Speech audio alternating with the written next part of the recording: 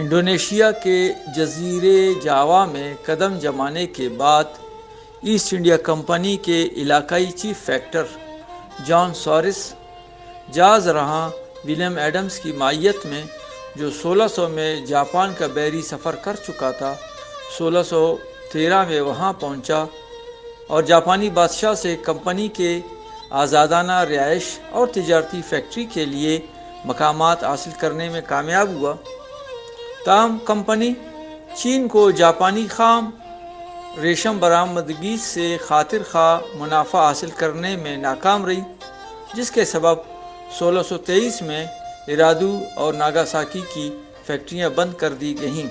اس سے اندازہ لگایا جا سکتا ہے کہ اس دور میں مشرقی ایشیا اور جنوب مشرقی ایشیا یعنی انڈونیشیا اور ہندوستان کی تجارتی اہمیت کس قدر زیادہ تھی کہ چین اور جاپان کو یورپی طاقتیں کوئی اہمیت نہیں دیتی تھیں۔ ولندیزی یعنی ڈچ بڑے تجارتی مقابلہ باز تھے۔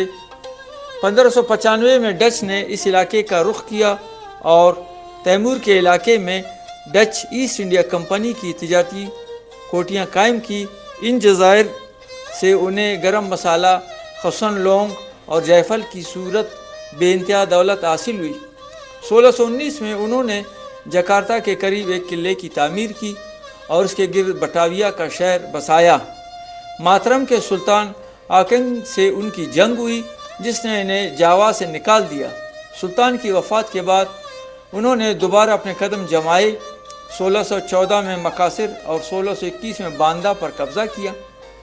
1600 تا 1620 عیسوی ڈچ ایسٹ انڈیا کمپنی یعنی VOC دنیا میں سب سے زیادہ امیر ترین تجارتی کمپنی تھی اور عالمی سطح پر جس کے بحری بیڑے میں 200 بحری جہاز اور 50,000 ملازمین تھے، اس کی خاص تجارت مسالہ جات تھی اور یہ اپنے شراکت داروں کو سالانہ 40% منافع دیتی تھی۔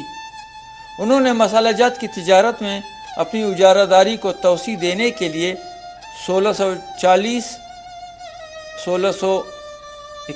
عیسوی میں ملاکا سے پرتگیزوں کو بے دخل کیا۔ حالانکہ اس علاقے پر پہلے قبضہ گر پرتگیز ہی تھے، وہ پہلے 1511 میں شاہ پرتگال کے حکم سے توسیع پسندانہ عزائم کے ساتھ یہاں وارد ہوئے اور ترناتے کو اپنا مرکز بنایا۔ 1593 تک جزیرہ جاوا کو اپنی لپیٹ میں لے لیا۔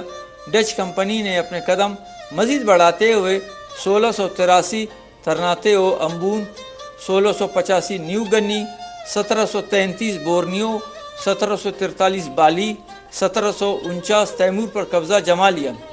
انہوں نے بٹاویا کو اپنا دارالحکومت بنا کر انڈونیشیا کو 6 صوبوں میں تقسیم کر دیا۔ مشرق بعید کے علاقے سے پرتگیز اثرات ختم کرنے کے بعد ڈچ ایسٹ انڈیا کمپنی اور ایسٹ انڈیا کمپنی ایک دوسرے کے ساتھ شدید تجارتی مقابلے پر اتر آئے، جو انگریز ڈچ جنگوں کا باعث بنا اور یہ 1652 عیسوی تا 1654 عیسوی، 1665 تا 1667 عیسوی، 1672 تا 1674 عیسوی، 1780 تا 1784 عیسوی برپا ہوئی۔ ایسٹ انڈیا کمپنی کی طاقت میں اس وقت بہت اضافہ ہوا جب شاہ انگلستان چارلس دوئم نے 1670 کے لگ بھگ 5 مختلف قانون سازی کے ذریعے کمپنی کو علاقہ قبضہ میں رکھنے کے اختیارات، سکہ بنانے، قلعہ بنانے اور فوج رکھنے، اتحادی بنانے، امن و جنگ اور زیر قبضہ علاقوں میں سول و فوجداری مقدمات کے حقوق دیے۔